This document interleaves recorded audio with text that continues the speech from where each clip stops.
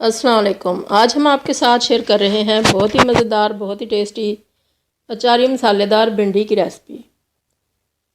बहुत ही मज़े की ये बनती है। इसके अंदर हमने अचार का मसाला यूज़ किया है जो इसका फ्लेवर बहुत ही अच्छा बना देता है।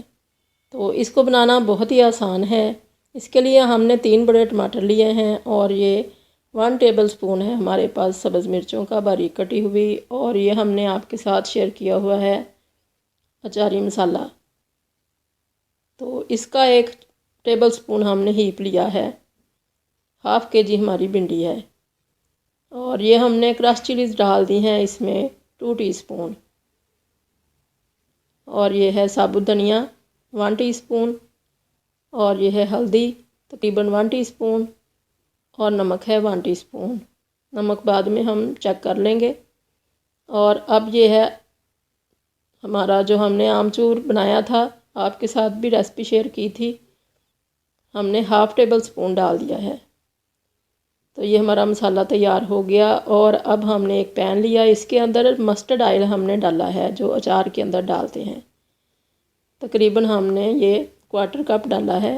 और ये हाफ़ केजी हमारे पास भिंडी है जिसको हमने अच्छी तरह से वॉश करके इसको ड्राई किया, फिर इसको काट के तो पैन के अंदर डाला है। अगर गिली गिली काटेंगे और गिली गिली ही पकाएंगे तो फिर इसने लेस छोड़ देनी है, जो कि फिर अच्छी भी नहीं लगती देखने में भी भिंडी, और मज़ा भी उतना नहीं आता उसका, पकाने में भी ये तंग करती है अगर लेस हो तो इसको हमने 3 से 4 मिनट के लिए मीडियम फ्लेम के ऊपर फ्राई किया है अच्छी तरह से, चम्मच को चला चला के।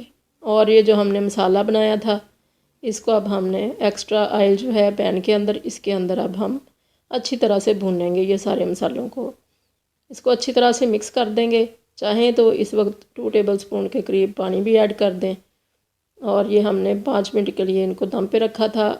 अच्छी तरह से हमारा जो है ये टमाटर ये सारे गल चुके हैं, इनको हम अच्छी तरह से मैश कर लेंगे।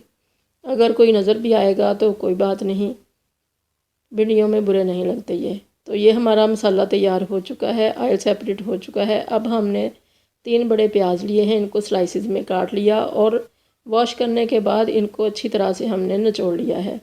पानी बिल्कुल भी इनके अंदर नहीं है, बहुत ड्राई ड्राई से प्याज हैं। तो अगर ज़्यादा पानी इनमें हो तो फिर ये फ्राई अच्छे नहीं होते। इनको हमने ट्रांसपेरेंट करना है। और अब इनके साथ ही हमने सब्ज़ मिर्चें भी डाल देनी हैं। सब्ज़ मिर्चें बड़ी बड़ी लेके इनको अंदर से स्लिट कर लें, और चाहें तो अचार का मसाला इनमें भी भर लें। तो बहुत ही ये मज़े की सब्ज़ मिर्चें लगती हैं भिंडी के अंदर।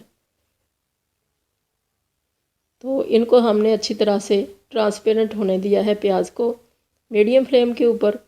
और अब ये ट्रांसपेरेंट हो चुका है तो इसको हम भिंडी ऐड कर देंगे इसके अंदर। भिंडी हमने बहुत हल्की सी फ्राई की है, बिल्कुल भी इसका कलर ख़राब नहीं हुआ। मीडियम फ्लेम के ऊपर तकरीबन 4 मिनट के लिए हमने इसको फ्राई किया था। और अब इसके अंदर ऐड कर दिया। बहुत अच्छी खिली खिली सी हमारी भिंडी तैयार हुई है, बिल्कुल भी लेस नहीं छोड़ी इसने। और अब इसको हम अच्छी तरह से मिक्स कर देंगे प्याज के अंदर। अच्छी तरह से इसको मिक्स करने के बाद हमने आंच को बिल्कुल स्लो कर दिया है ताकि इसको हम दम पे रख दें। दम के अंदर अब ये हमारी भिंडी और प्याज जो हैं ये अच्छी तरह से पक जाएंगे और सारा फ्लेवर जो है मसालों का भिंडी के अंदर आ जाएगा, और बहुत ही अच्छा इसका टेस्ट, सब्ज़ मिर्चों की खुशबू भी आ जाएगी और मसाले भी। तो इसको हमने मिक्स कर लिया और अब इसको कवर करके रख देंगे तकरीबन 5 मिनट के लिए, बिल्कुल स्लो फ्लेम के ऊपर।